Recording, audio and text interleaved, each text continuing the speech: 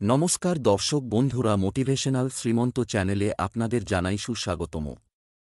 আজকে আপনাদের সামনে যে বিষয়বস্তু নিয়ে আলোচনা করব তা হল শ্রীকৃষ্ণের মুকুটে কেন থাকে ময়ূরের পালক।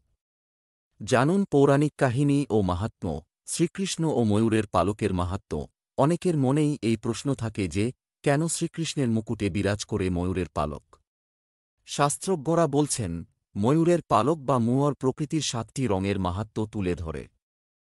এই 7টি রং নিজের সঙ্গে নিয়ে যেহেতু ময়ূর অতি আনন্দে জীবন ধারণ করে, ফলে মনে করা হয় যে এই 7 বর্ণকে প্রতীক করে মাথায় ময়ূরের পালক রেখে শ্রীকৃষ্ণ জানান দেন যে জীবনের 7টি রঙই খুবই গুরুত্বপূর্ণ।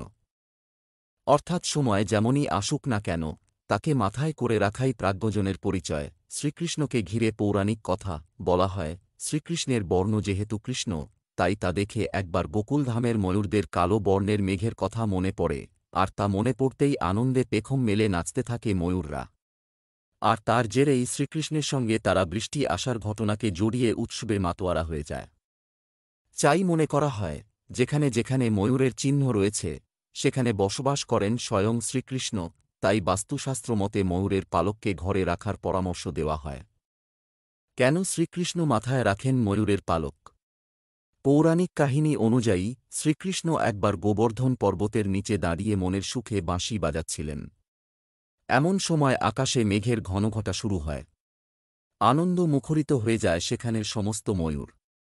এদিকে বাঁশির সুরে ততক্ষণে ময়ূর কুল প্রবল আনন্দে নাচতে শুরু করে।